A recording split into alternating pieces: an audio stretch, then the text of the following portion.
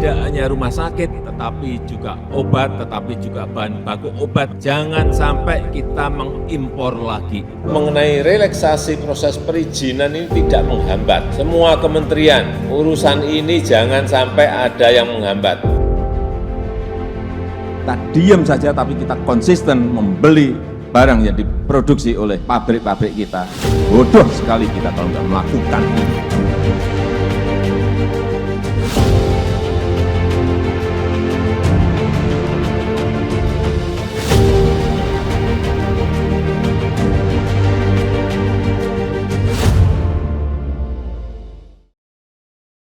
Halo penonton Viga TV, kita bertemu kembali dalam Ruang AD. Kita kali ini akan bicara tentang sebuah topik yang barangkali menarik dan baru, dan kita ingin lihat kaitannya dengan kemandirian alat kesehatan dan ketersediaan alat kesehatan buat rakyat Indonesia.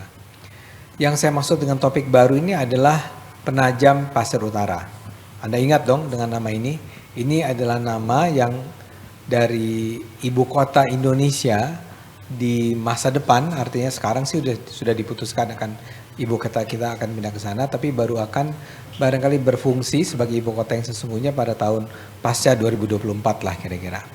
Nah, IKN ini adalah sebuah topik yang menarik ya, dan kita asumsikan ini akan berjalan dengan konsisten siapapun yang akan jadi presiden pada tahun 2024 nanti. Nah, pertanyaannya kita dalam ruang AD kali ini menyangkut alat kesehatan adalah apa ya implikasi dari perpindahan ibu kota Indonesia dari Jakarta ke Penajam Pasir Utara ini, dan bagaimana ini akan kemudian perpindahan tersebut akan membawa manfaat buat industri alat kesehatan maupun juga buat ketersediaan alat kesehatan bagi mereka yang berada di Penajam Pasir Utara.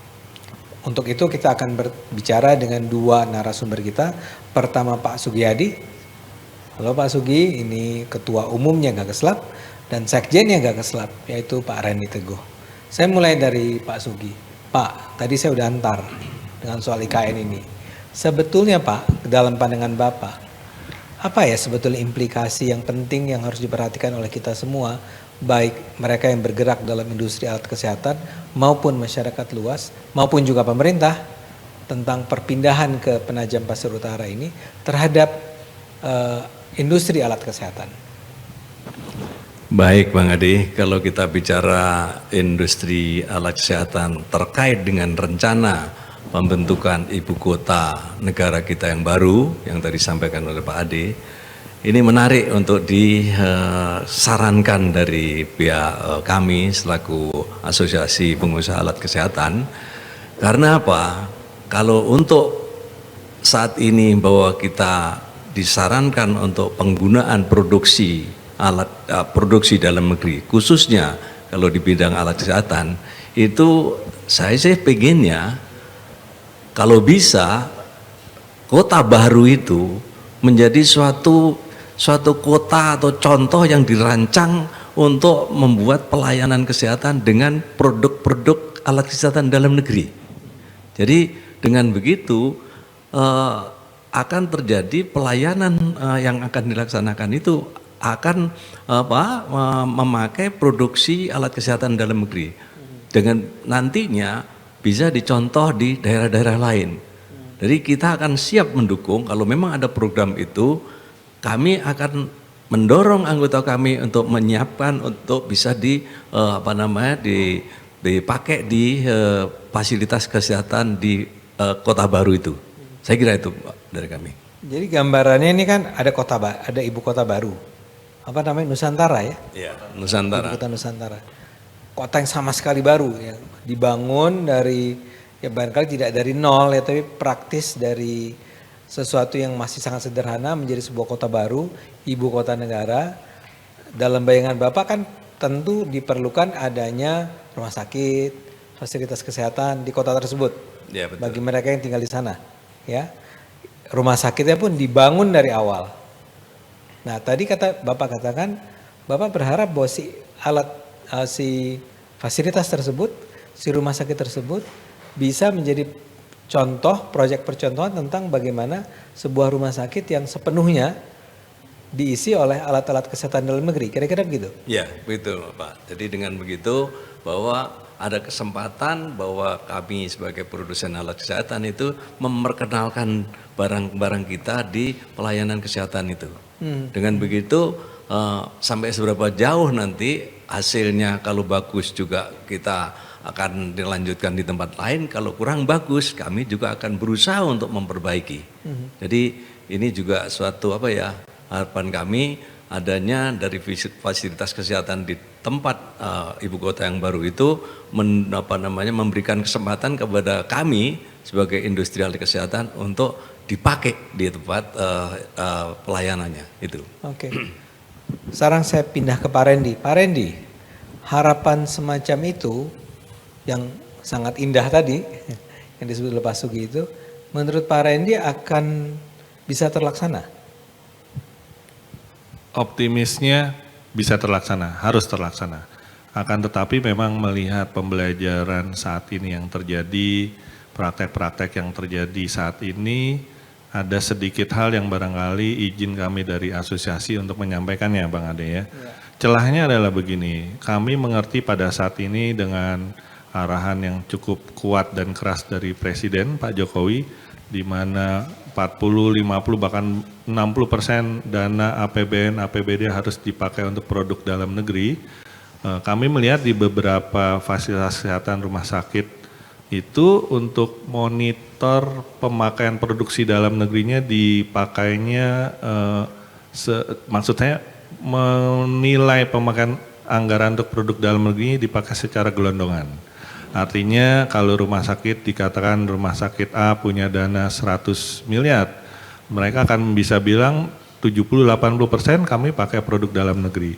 Akan tetapi tapi itu akan gelondongan karena rumah sakit tentu memakai dana untuk pembangunan renovasi, pembangunan fasilitas baru, ruangan baru, sehingga tentu komponen dalam negeri untuk pasir, batu bata akan tinggi. Tetapi alat kesehatannya jangan-jangan masih kecil.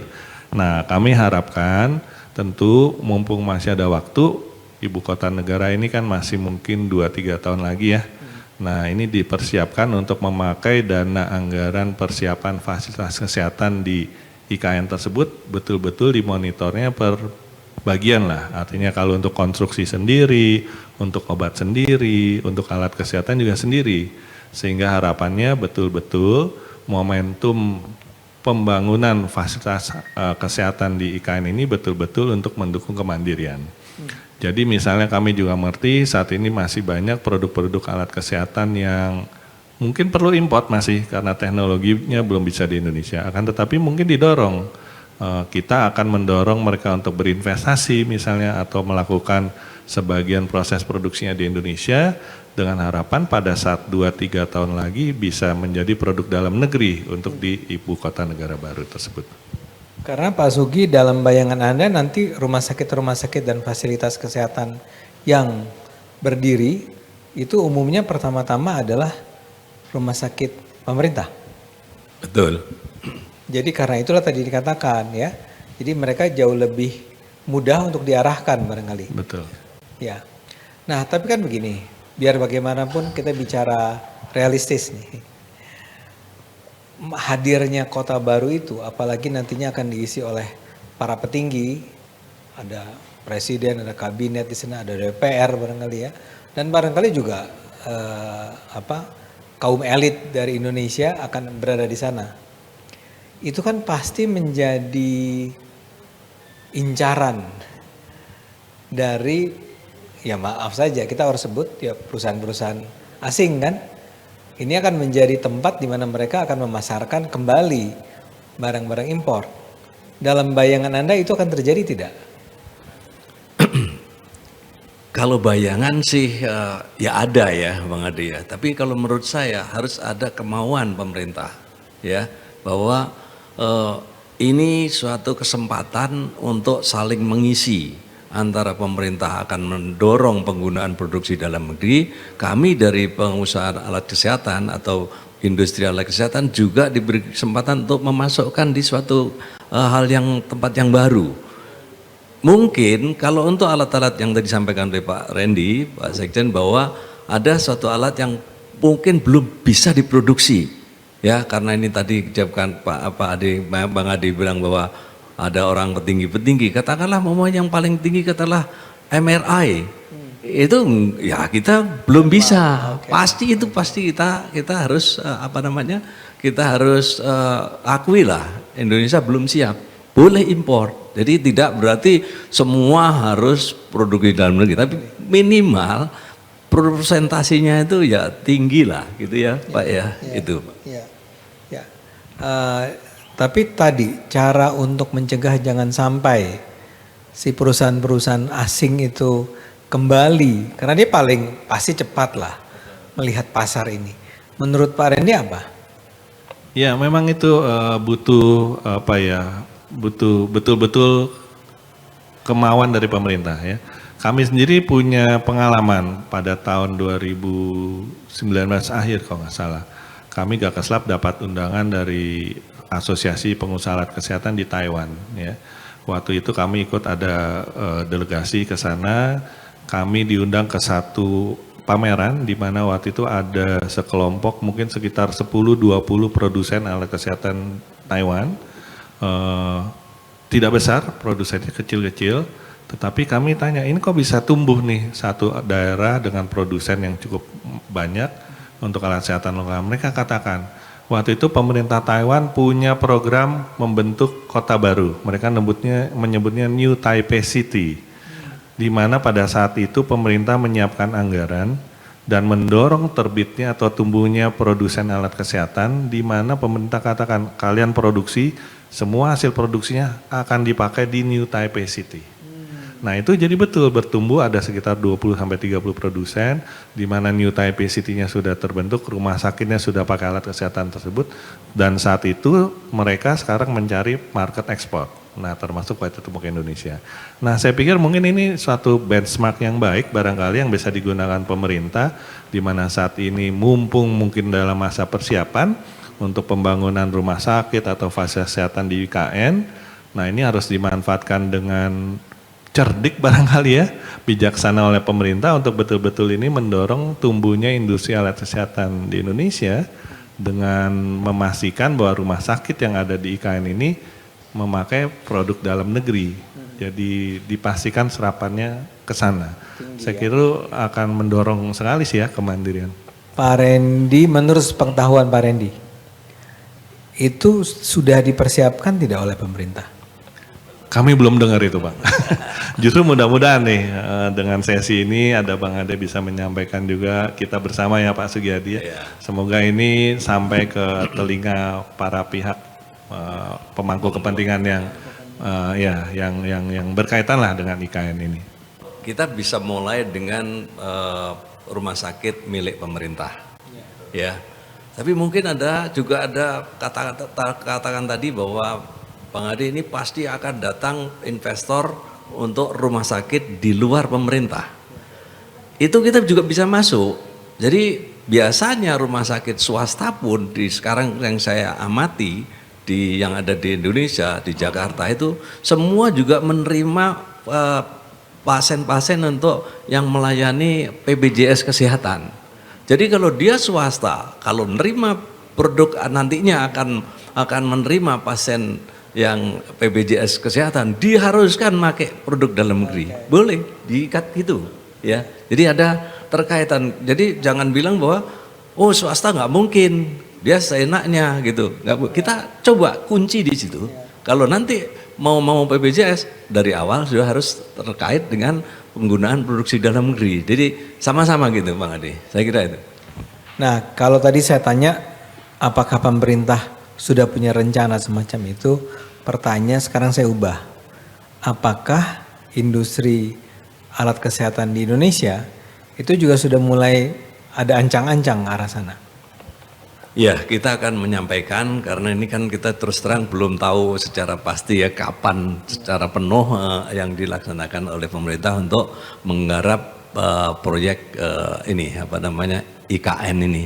Kita akan coba memberikan masukan ya Pak Sekjen ya, kita bareng-bareng kita sampaikan untuk ibu kota baru ini bisa perhatikan untuk penggunaan produksi dalam negeri khususnya di alat kesehatan. Itu Pak. Pak Randy?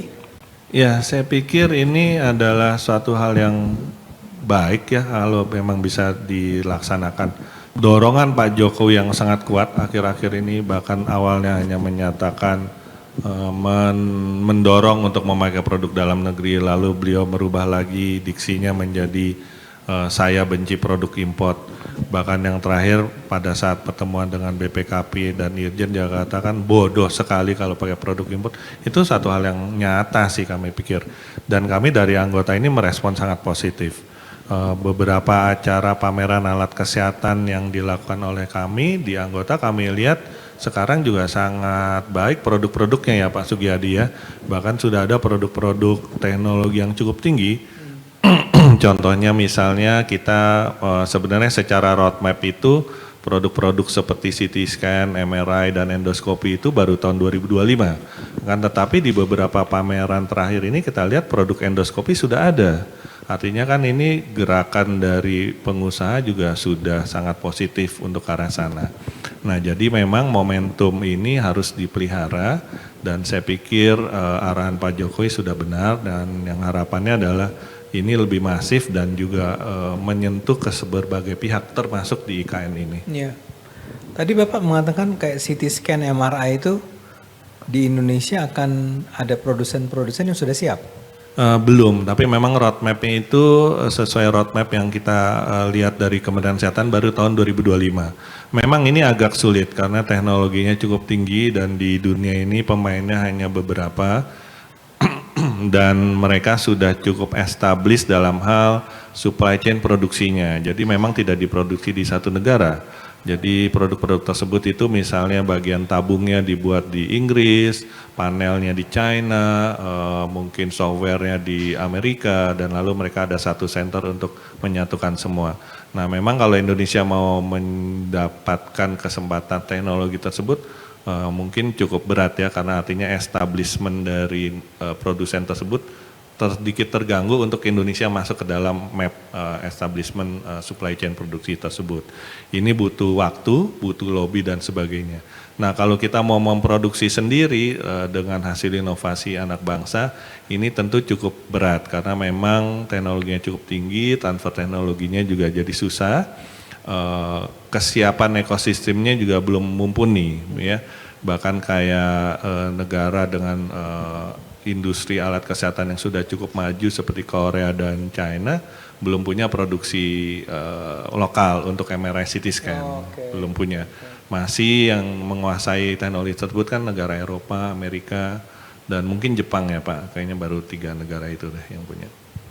Nah dengan gambaran itu tapi kira-kira Pak Sugi, Bapak optimis Indonesia bisa tuh, misalnya kan tadi dikatakan bahwa dengan adanya IKN, ada fasilitas-fasilitas kesehatan, rumah sakit, dan Bapak harapkan itu akan bisa menjadi contoh seperti Taipei tadi.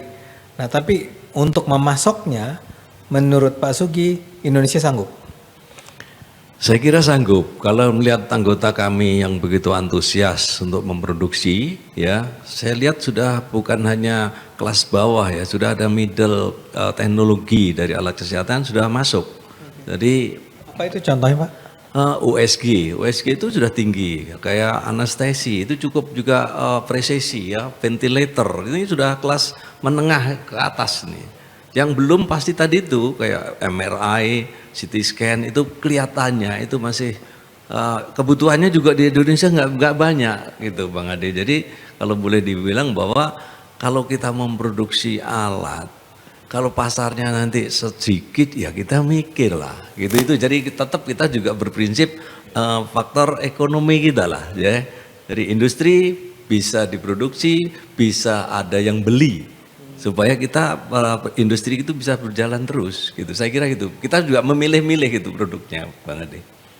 Ini menarik ya penonton juga bahwa tanpa barangkali disengaja kehadiran Kota Nusantara ini bisa sekaligus menjadi sebuah ladang lah ya untuk lahirnya sebuah kota baru yang antara lain di dalamnya itu dipenuhi oleh kehadiran produksi-produksi dalam negeri, terutama atau juga di dalamnya adalah terkait alat kesehatan Kita harapkan ini betul-betul bisa diwujudkan ya Bapak-Bapak. Amin, insyaallah. Amin, amin. Ya penonton Viga TV, ini memang pembicaraan yang barangkali tidak lazim kita dengar nih di percakapan sehari-hari, tapi ini adalah sebuah ide yang menarik. Gimana sebuah kota baru itu, Nusantara itu bisa menjadi sebuah wilayah di mana tumbuh rumah sakit yang di dalamnya dipenuhi oleh fasilitas-fasilitas alat kesehatan yang diproduksi oleh anak-anak Indonesia, oleh perusahaan-perusahaan Indonesia. Kita betul-betul harapkan ini bisa terwujud ya. Ini bukan cuman obrolan kita di siang hari ini, tapi dalam 5 tahun ke depan barangkali kita akan melihat itu semua. Terima kasih penonton, terima kasih Pak Randy, terima kasih Pak Sugi. Sampai ketemu di acara Ruang Adi berikutnya.